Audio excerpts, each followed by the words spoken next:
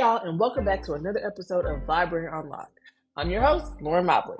You already know library life can be full of ups and downs, but you can always come here with me and my guests to laugh and learn. All things library, all the time. Here, I can guarantee you we'll mix things up and lock it down. Y'all, today's episode is a lot of fun. I'm so excited, pumped, ecstatic, all the feelings, because Hugh H.D. Hunter is joining us. H.D. is the award-winning author of the middle grade series Futureland and YA book Something Like Right. Enjoy this convo with my Atlanta brother about his work, authors and librarians being the ultimate collab, and how politics are affecting the author atmosphere.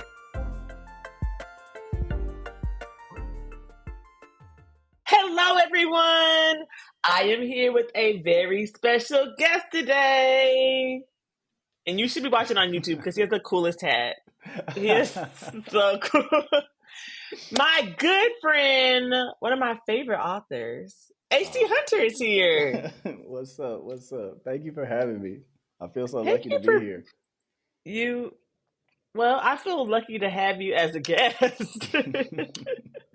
Little old me, and like, oh my gosh, she's gonna be on my show. So thank you so much. You're always so cool, though. You're always so willing to support.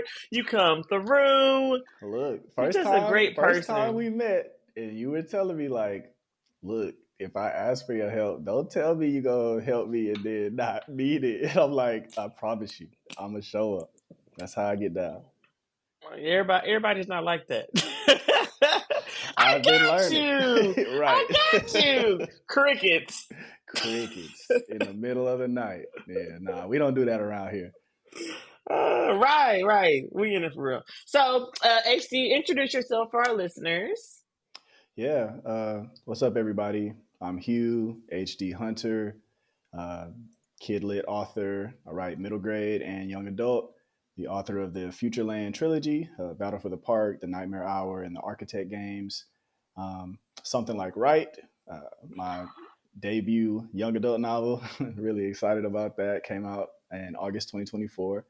And next year in 2025, I will be releasing another young adult novel called A Lake with No Bottom, which is like a YA horror about Lake Lanier. And if you know Lake Lanier, then you know. I ain't even got to go into it.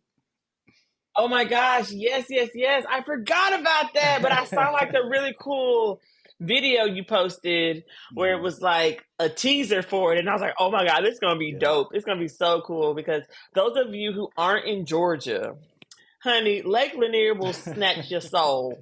Look, it has happened many a time. Yeah, people keep going to this lake and people keep dying, and it's just like, it's sad and it's awful, but there's such a cool history. I mean, it's really tragic, but for sure. Cool. Yeah. Interesting. The word is interesting. History behind this lake. Can you talk a little bit about it? Yeah. I mean, that's facts, so you can talk about definitely. Yeah, it's all factual. We have a huge reservoir, a human-made lake here, about an hour north of the city of Atlanta. It's called Lake Lanier. And it's just enormous. Like, I wish I knew the proper, I guess, kind of geographical terms to say how large it is, but it's a huge lake. And before it was a lake, the space that it's on, it was actually a town at the turn of the 20th century. It was a town that was populated with mostly Black people, kind of owning their own businesses, living their own lives.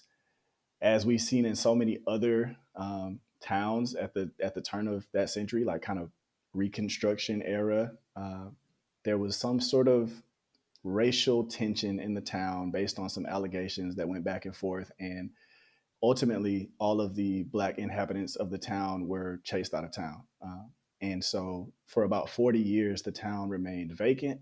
A lot of the dwellings, houses, churches, and things that they left behind as they had to flee for their safety were acquired by this law called adverse possession, which is basically like, oh, if something is not uninhabited for so long, then if you pay the taxes on it, you can have it. And so the white townspeople in the kind of surrounding towns, they came in, they took all the properties, and another, 40 years after that, the United States Corps the United States Army Corps of Engineers set to task on creating this lake that would be a reservoir that would be the largest sort of source of drinking water for the metro Atlanta area. And so they created this lake with billions of gallons of water where this town used to be. But they didn't take anything out of the town. So the houses are still down there. The Mm. cemeteries are still down there. There's all the original things from the town that were lower than 60 feet below the surface of the water are still there. And yeah, there's just so many stories of tragedies happening on Lake Lanier, as well as like kind of weird supernatural things. Um, and a lot of people, especially who grew up here, believe that there is some sort of unsettled spiritual element to Lake Lanier because of its sordid history. So I'm taking that history, obviously trying to be very, careful and respectful in how I handle it. But I've Right. created a young adult novel that kind of leans on that history to tell a story about the town. Right. Okay. Well, now can you just give us like a taste of the book? Just like in a sentence. No spoilers, of course. You know, just like I Yeah. mean, this is enough to like we're drawn in. Like we want to know what's going on, but it's just like, oh my god, what's Yeah. gonna happen? The story follows a kid named Sydney who moves with his family to Forsyth County, Georgia, which is where Lake Lanier is. Like I said, about an hour north of Atlanta.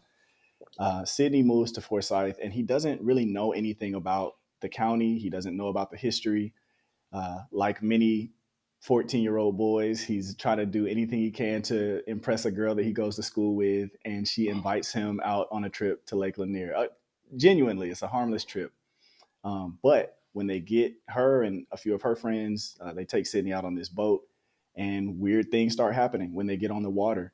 And Sydney is the only one out of all of the people on the boat who ends up flipping over the side of the boat and falling into the lake. So Oh no. he feels like some weird, strange energy, strange presences while he's under there. But another one of the kids ends up diving in and saving him. But for 3 days after Sydney has fallen into the lake, he can't speak. And he's visited upon by these spirits, these sort of dark entities. They're in his bedroom. They're walking next to him at school, and they're all beckoning him to come to the lake. That's their core message. They keep telling him to return to the lake. It gets to the point that he has no other choice. There's no peace to be found in going through his daily routine. So he goes back to the lake, dives back in, and swims as deeply as he can with some scuba gear in order to find the source of the voices. And he ends up finding them. He ends up finding the Oh source of the voices, my and gosh. the story kind of takes off from there. So. Story takes off from there. Jeez. See, that's a ooh, baby, this is gonna be a hit. I'm Oh, I'm excited so for it. excited. And it's scary. I think it's scary. And horror is like my favorite genre. So, if you're easy on the horror novels, then it Oh. might not be the one for you. But if you like spooky stuff, then Oh my it could be gosh. good. You know what? I like scary stuff. I like scary stuff with You like, God, do I? no, I heard my alarm. Ah, But I was like, maybe nobody heard it. That's why I was starting to hear it. I didn't hear it. I like scary stuff.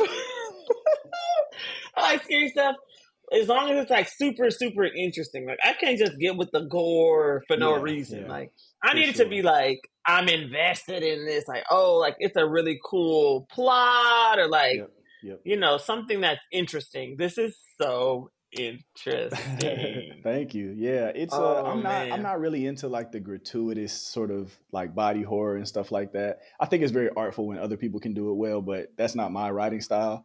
I think it's more of like a psychological thriller. A lot of what Sydney is facing is before he dives under the town and gets to see like, oh wow, this is a real thing. A lot of what he's facing, he thinks is all in his mind. And even after he gets into the next part of the plot, uh, it's a lot of crises of conscience and sort of thinking about I live in this town. What is my responsibility to do something about this history that has been ignored for so long? So yeah, it is not something hopefully that will keep people up at night afraid, but it'll have a good few frights in Oh well, I mean that's cool too. That's what they're going for. Weak stomachs. That sounds it. so cool. Oh, I'm so excited about this book. And it comes out next year. Next year. Don't have a precise release date yet, but Okay. best believe I will be pushing it out as soon as we get it. Oh, wonderful. And we will fully support you. We're so excited about this. Thank you. But let's see. So, something like Right is such a great book. But you know what? I want to talk about it, but I kind of want to rewind. I want to know your story about like how you became a writer. Like, I think this is so interesting, and tell us how your journey to becoming an author. Yeah. I feel very fortunate to be doing something that I always planned that I would be doing. Um, so many authors are like super multi-talented and they have all these other careers and things that they've done. And I definitely made a few stops before I ended up here. But when I was 9 years old, I was reading poetry in fourth grade, and I was asking my teacher, like, how did the poems in our textbook get inside of our textbook? And because my brain is just like I need every puzzle piece to be together before I understand what's going on. She sat down with me and took the time to explain what it means to create a work of art and to have people enjoy it, to have it reproduced throughout time and space.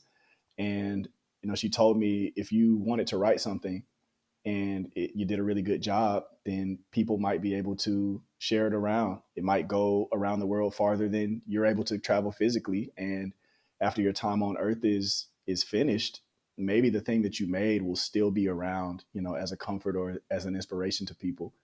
And I mean, I was 9, and that just sounded like the most miraculous thing I'd ever heard. I'm like, this is what I want to do with my life. So, Oh wow, yeah, I've like you are a always deep been. 9 year old. I, yeah, she was giving me some separate lessons. Right. But yeah, I've always been writing. I did all the typical stuff that a young kid who likes to write would do. I was on Lit Mag and school newspaper and all that kind of thing. But I kind of took a turn in college. I have an English degree, but I only took one creative writing class. I didn't go to get my MFA, and I just kind of started working a 9 to 5 after I finished school. And 9 to 5s aren't always fun. It took me about 2 months to be like, I got to do something creative. And so I started self-publishing in 2016, and Okay. I put out 2 self-published books. And after the second one, which was making its way around the UK, the US, and Canada, I thought, all right, I think this is my chance to like try to get in the industry proper and get an agent and go from there. Not just because people are reading my books, but because when they talk to me about them, they seem to be things that they're enjoying. And I was having a lot of fun writing just for the sake of writing, but knowing that people felt seen by some of the things that I was creating, I was like, I want to try to do this on a bigger scale. So yeah, 2018 and beyond, I did everything that they tell you to do. I wrote my pitches and finished my manuscript and got an agent. And, that's kind of what led into Futureland, which led into something like Right. Cool. So, what is the biggest differences between being self-published and being represented? Yeah, for me, it was really just, I guess I would say 2 things.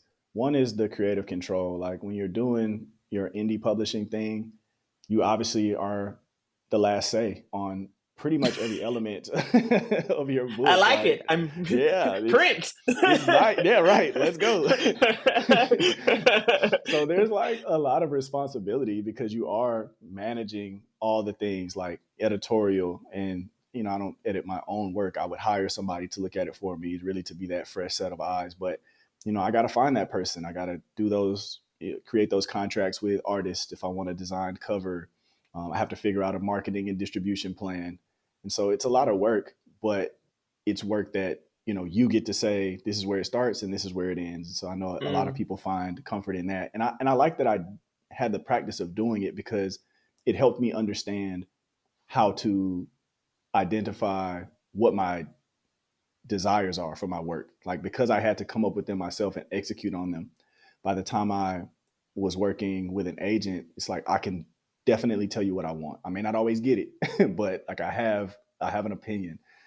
And then to the flip side, um, working with an agent or working with a larger publisher, you have a lot more support ostensibly. You have teams that are aligned to your project to help you with publicity and marketing and all this stuff. And, hopefully you get a good team that's like really tapped in on what your project is. And your core focus is just to write and try to make the book as good as it can be. Obviously you still got to kind of hustle on your own. You want to do as much of your own marketing as you can, and spread the news about what you're doing. But yeah, the infrastructure and kind of the potential for reach is a big difference. Oh, that's incredible. I always feel like there's so much to apply. I mean, being an author at all is just amazing, right? But to have that much, I guess, trust or like faith or like push behind your work to be like, I'm gonna do everything on my own. It's just like you're like, Yeah, I believe in this. I'm gonna I, be. for real. Yeah, I look at people who are doing self-publishing and indie small press publishing like way better than I ever did it a decade ago, just with better ideas, better execution. And I'm like, wow, like this is y'all are the real MVPs. You know what I mean? Like I was doing it at that time because I didn't know anything about publishing. I didn't know anything Mm. about the business of publishing or really how to do these things. So I felt like I could only rely on myself at that stage of my career. But also, I was like, this will be a good opportunity for me to learn. Um, and even now, I have projects that I haven't announced or talked to anybody about that are done that I think might be better in the indie market that I like want to put out. And I'm like, man, I got to go back and really touch up my skills of like how self publishing works in Mm-hmm. 2025, because I know that it's probably changed a lot since the last time I was working on a project like that. So yeah, it's a labor of love for sure. And shout out to the people who like do it themselves and make it just as good, if not better, than than big publishing houses do with all the resources that they have. Right, but there's also like this whole element of almost gatekeeping that, who makes the decision of like what should get published and what shouldn't, and this whole level of knowledge. Like Mm. so many authors may not even know how how to get into this world. Yeah, I talk about gatekeeping a lot because I feel like it happens to many different authors of many different identities at many different levels of the process. And like Mm-hmm. everything from trying to get an agent to trying to sell a book to a publisher to even trying to get the appropriate support internally from sales and marketing teams for your book. Excuse me. I think I've like faced some type of barriers at each level of those at each of those levels that feels like I can point to it and be like, there's really not a good reason that I'm hearing pushback right now, aside from the fact that maybe you just don't believe in what I'm doing. But like that doesn't mean that it's not Mm-hmm. good. That doesn't mean that there's not an audience for it. And I think that sometimes, especially with a pretty homogenous demographic makeup in publishing, right? Like most editors, most people in publishing are white. It's hard to like get outside of your own lived experience to the degree that you can say maybe this might not be something that I dig, but like there's there's some other people who are from a different cultural background than I have that would really enjoy this, and so my decision is going to be to help produce this for them.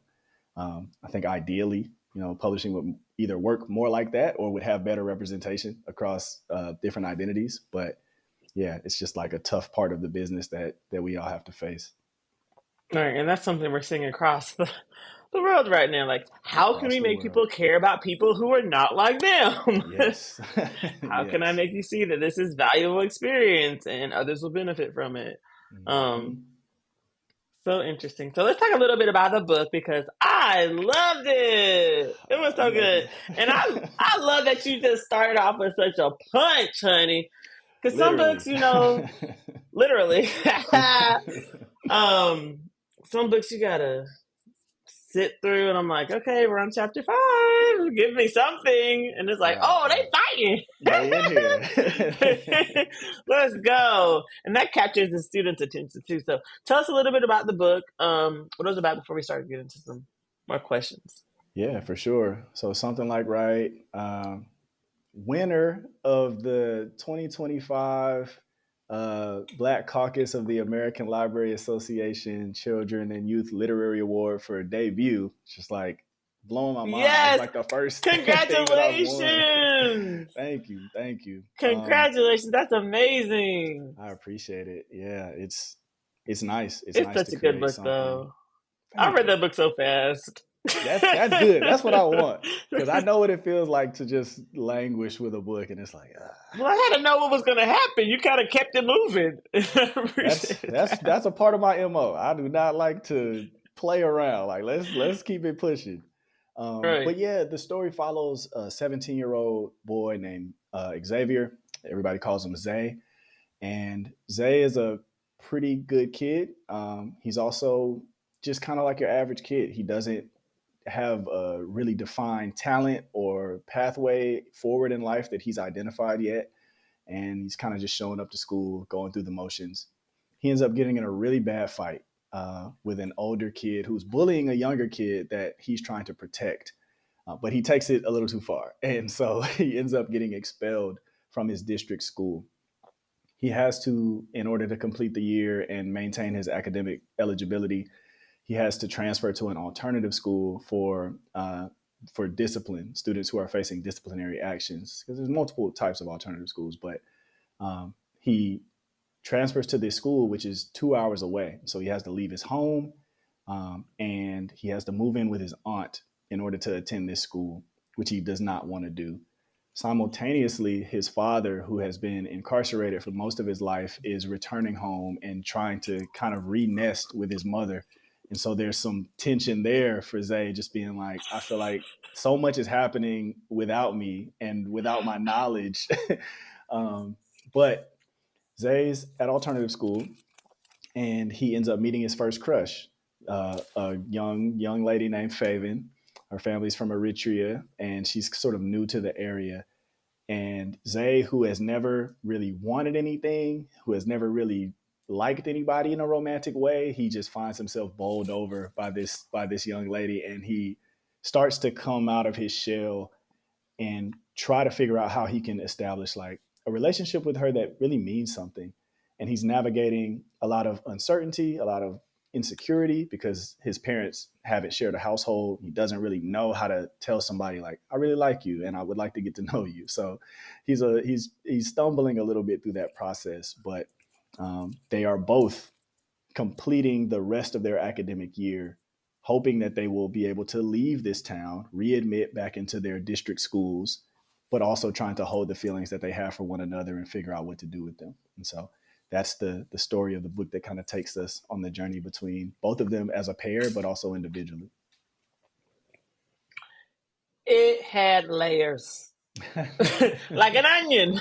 Like an So onion. yeah, at the beginning when Zay's daddy shows up and he's like, I think this is my daddy. Right. This I was person like, looks like oh, me, but yeah, like he looks like I'm me. not sure. I was like, oh no.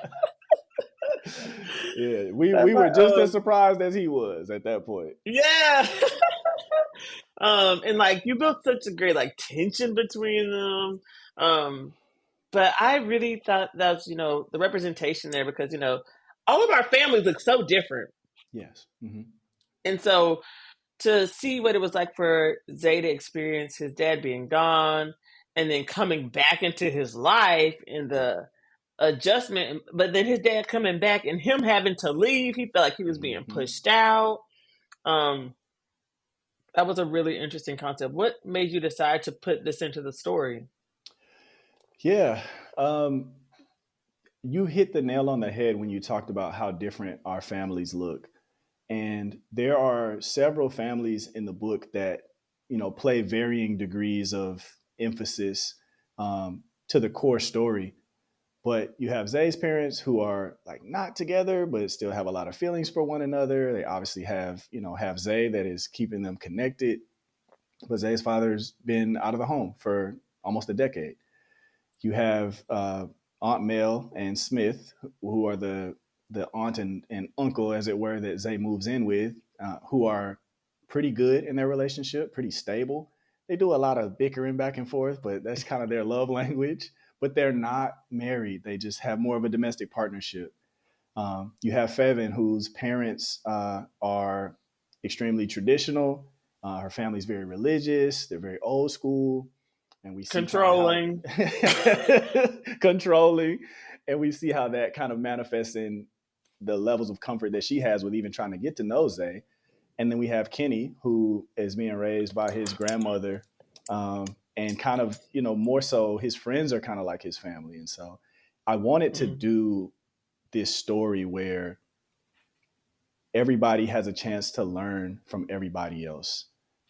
So many of us don't have what is pitched to us as normal, like, oh, you got a 2-parent household with a couple of siblings and everybody lives in the same place. And that I don't really know how or when that started to be like the standard, but most of our lives don't look exactly like that. And so I wanted to put Zay with Kenny, with Faven, with his aunt, with his parents, and just like, you look at all these different ways of living and forming family and community, and you can see that there's value in each of them. And there's ways that each of these characters can learn from how another character is doing it. So I wanted to try to represent just the diversity of family in that sense. I really like how you made the characters have flaws. Yeah.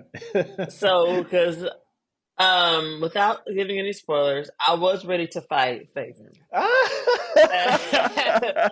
on Zay's behalf.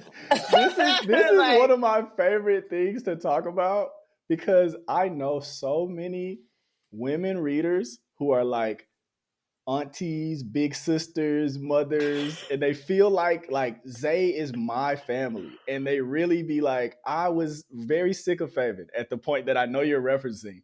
Um, but I also think that, in another novel, in a more traditional like romance novel, she'd be if perfect, if we're right? if we're And then telling it from no, and even this situation, like if we tell it from Faven's perspective, then I think that it would be the exact opposite. I think a lot of readers would be like, why is Zay acting how he's acting? And like, stop, doing what you're doing to this girl. So I love that people feel enough affinity for Zay to go up for him on his behalf, even though I don't I was necessarily think that you have to. I was about to come through the pages, but no, and then you did a really great job of explaining his thought process because he went off the deep end. Yeah, he just And had too you much dip break on his down chip. like, yeah, way too much about it. And you really did a great job of explaining after, and it talked me off the ledge.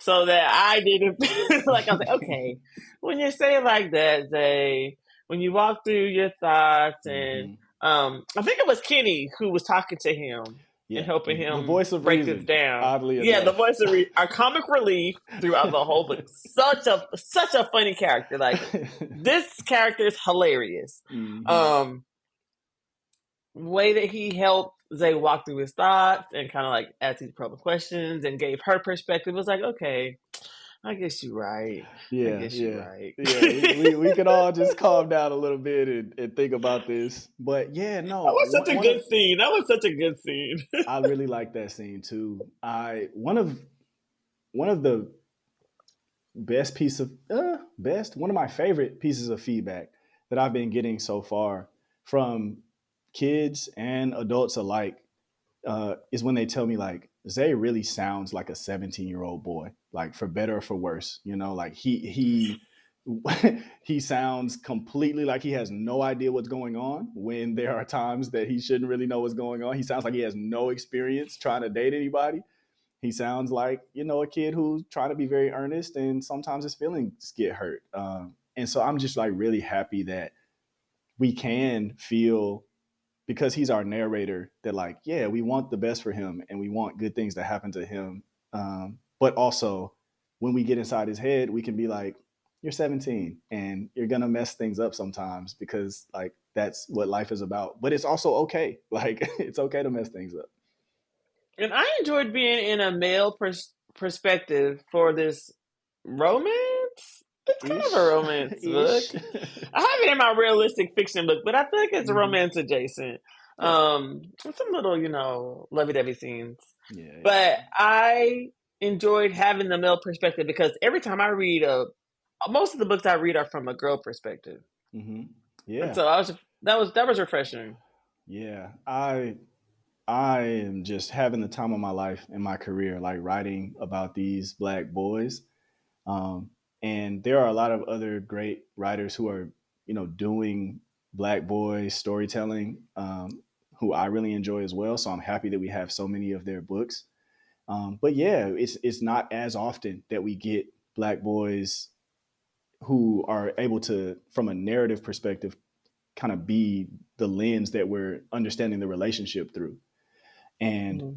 I remember being a 17-year-old boy, and I remember it feeling like if I make a girl mad, then it is my fault. And there's like nothing else to really talk about. Like I've done something wrong and all I need to do is figure out how to apologize and get her to not be mad at me anymore. But like inside, there's a lot of questions sometimes when you're still trying to build out that emotional aspect of yourself. Like, well, why is this something that would upset somebody? And, what if I feel upset? How do I express that appropriately? And how do I solve problems with people? Zay is a little bit aspirational in that I think he's ultimately handling some of these situations like much better than I would have handled them at 17. But I also hope that, he can be somewhat of a model, even though you see him kind of wild out sometimes, you also see that he understands accountability and he wants to try to just make things right, no matter what happens. Yeah, something like right. Something, But something like it. I mean that's the power of books and why I love literature because it puts you in the mindset of the the character so you can Uh-huh. apply those lessons to your own life and kind of take a step back and be like, "Oh, have I been in this situation?" And even if Mhm. I haven't, if I ever am. If I ever am. um Yep.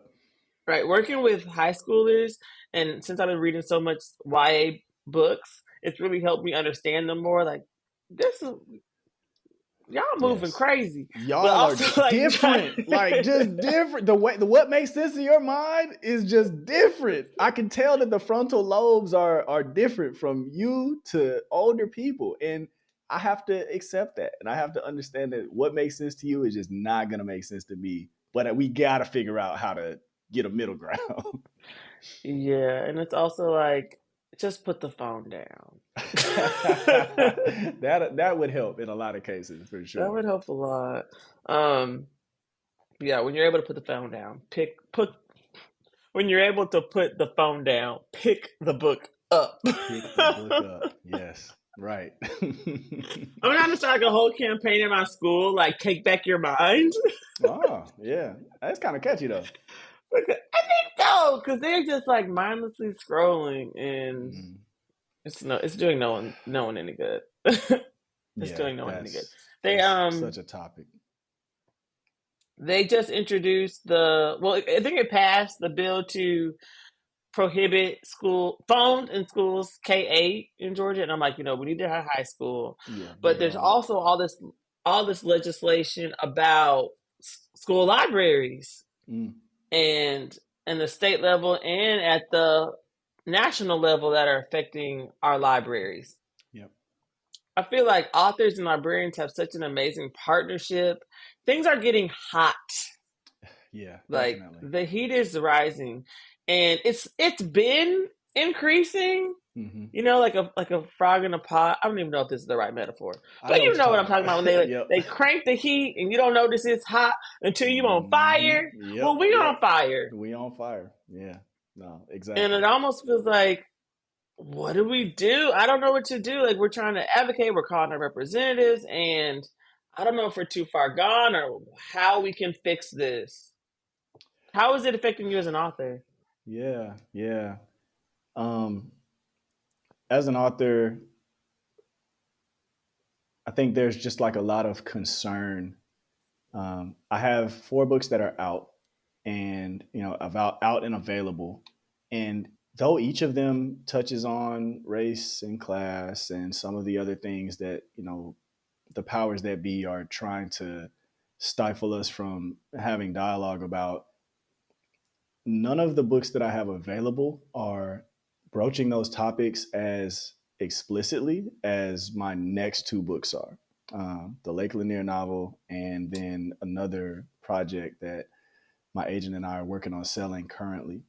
And the shift behind the scenes in kind of how publishers are handling certain titles that they feel like this can probably be banned, like more than likely, or this is going to be one of those books that um, directly deals with these topics. So, what is the value of the investment in this work, right? As much as Mm. we love the books that these companies bring to us, they are companies, and a lot of their decision making is centered around what their bottom line is going to look like. So for authors who already have books out in the market, who are courageous enough to be tackling these topics, I'm sure that we'll hear things like more bans, and they'll be not invited to do as many things as they were in the past, and there may even be some states where like they're not allowed to talk about certain things that are in their books, which just feels surreal. But for me, at this stage of my career, it's like I can feel the temperature changing around what people are comfortable with investing in.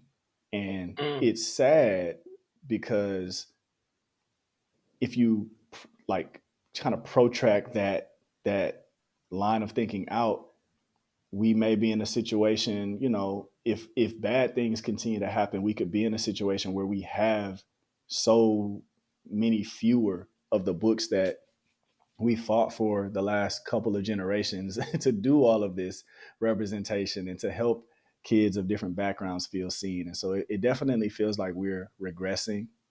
But I love the library, the public library, school librarians, some of my favorite people. And, um, what I try to do as an author is just like make myself as available to them as possible. We're almost kind of working in the same sphere, which is at the ground level, at the grassroots level, in the media centers, in classrooms, in public libraries. And if we have the same mission, then there should be creative ways that we can work around whatever restrictions are being placed to do programs, or at the very least to put books in kids' hands. While we can. Like, I'm hoping that a time doesn't come where we Hmm. lose possession of the books, but like until that point in time, let's put as many books into kids' hands as possible. And so I just try to avail myself of however I can to my librarians who are there every day doing the work.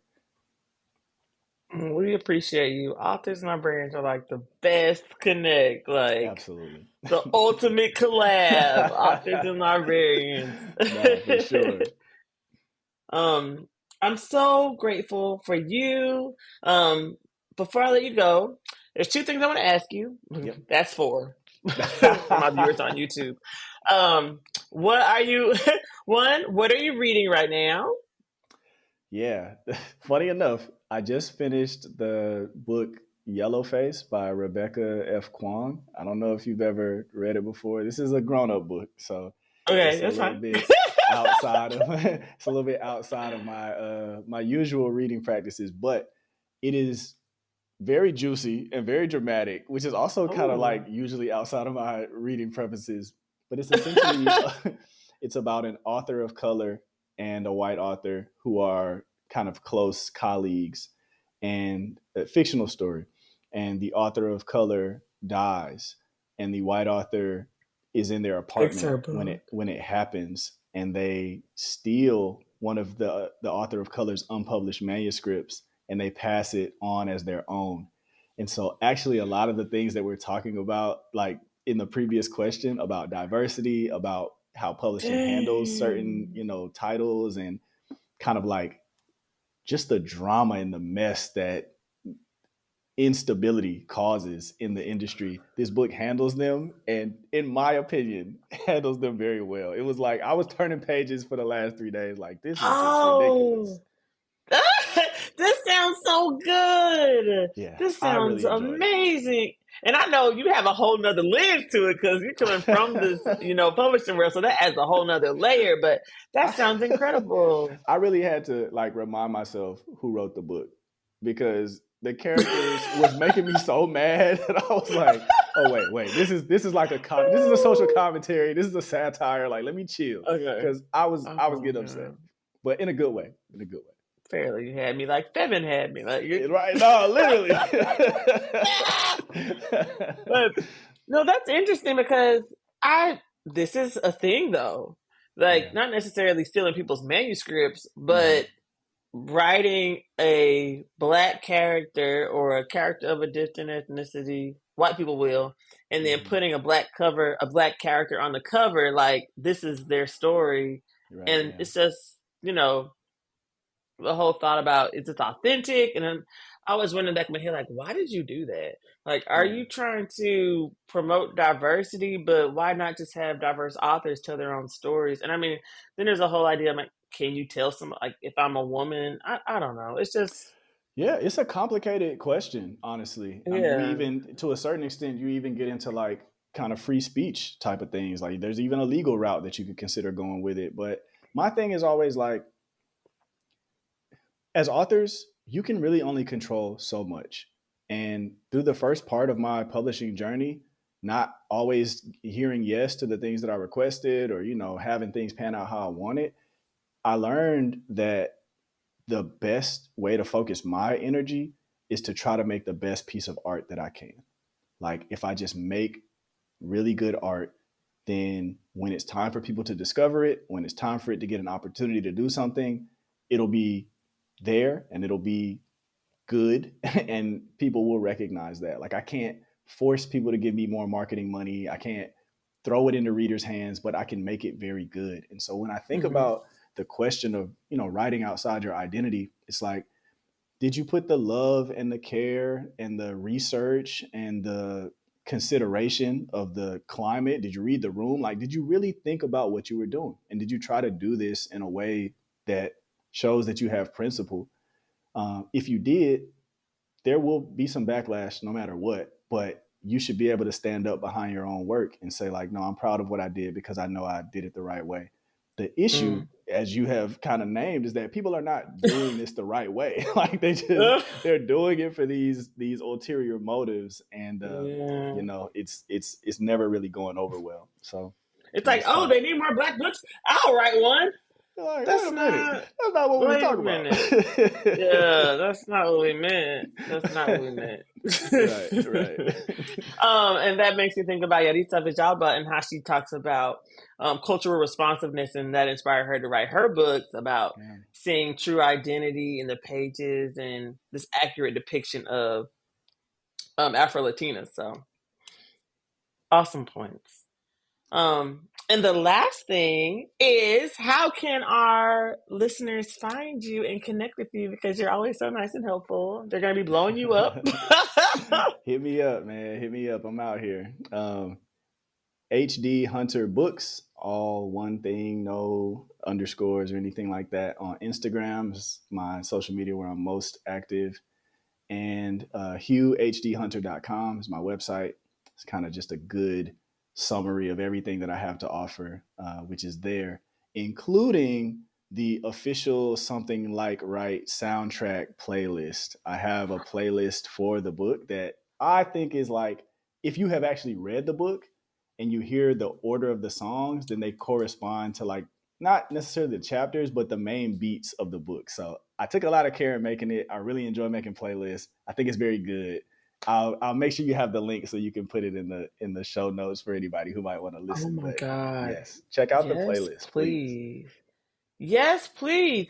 Because when we did was it something like right? You did a Zoom, like a Yes. premiere, like a little Hmm. social thing, and the music you had, I was like, I be this having is the so good. I was like jams. I taking a be little having the picture. Can you jams. zoom in on Zooming in on the songs.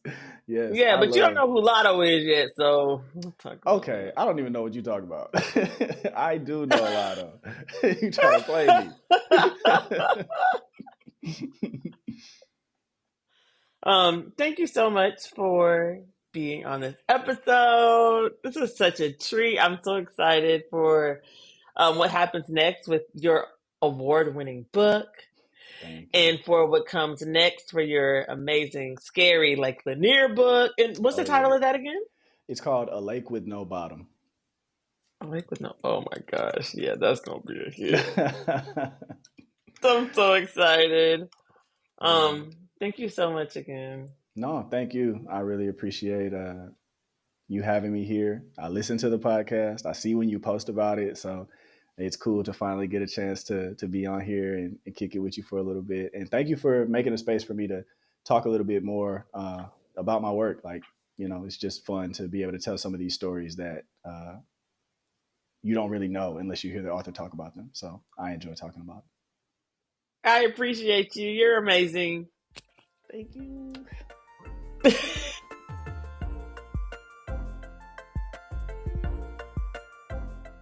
Thank you so much for stopping by Library Unlock HD.